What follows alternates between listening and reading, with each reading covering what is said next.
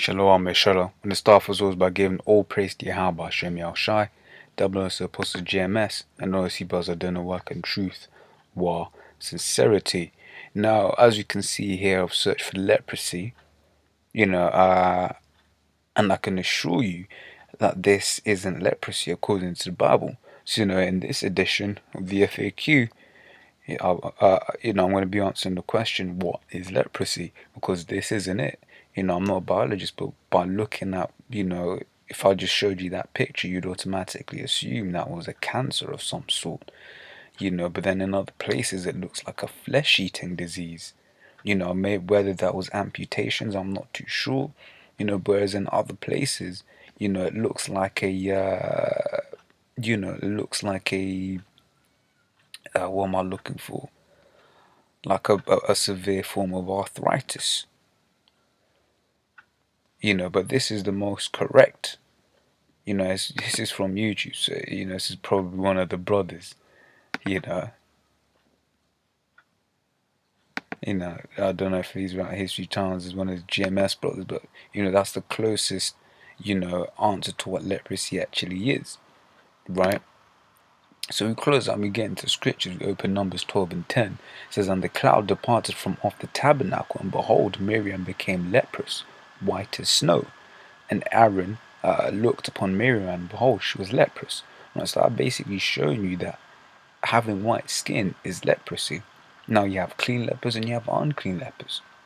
The picture you just saw there was wherever it went here. This is an unclean leper. Because the skin is not all turned white, as we're going to get into when we look at the law.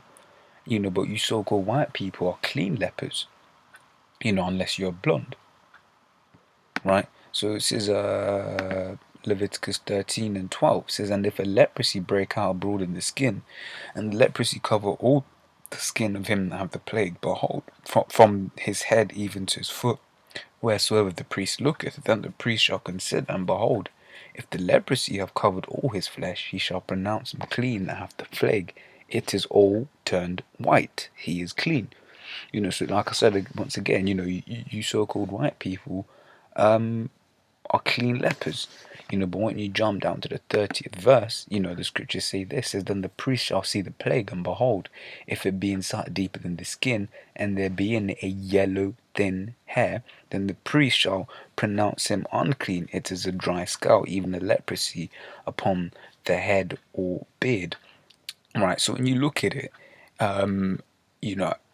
having blonde hair is actually a curse.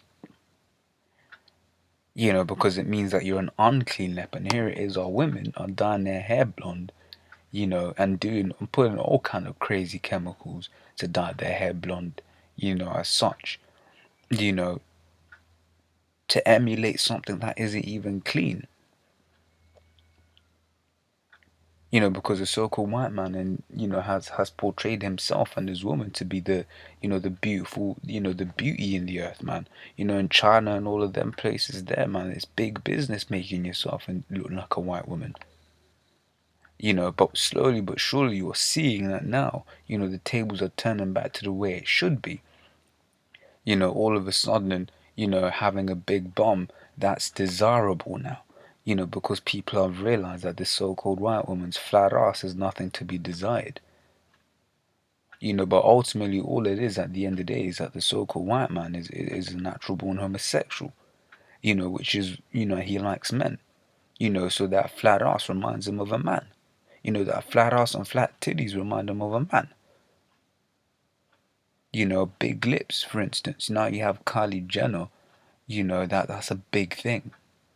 Ooh, Kylie Jenner, look, she's got big lips. What? Yeah, 50 years ago, what was you having? 50, 60 years ago, the advertising, oh, look at these nigger lips and shit. Now when you look at blonde, you read that it says, but always has some sort of yellowish color. As you see from this little dog here, right? Because that's what their hair is. Their hair is shit hair, man. But once again, more proof that this is talking about so-called white people. It says a yellow thin hair. And what do you always see in these adverts? Pantene Pro V. Always talking about, oh, get fuller looking hair, get thicker hair. Whereas Jake women, they have thick hair, period, right? But you are gonna have so-called Jake that look like, that look like Edomites.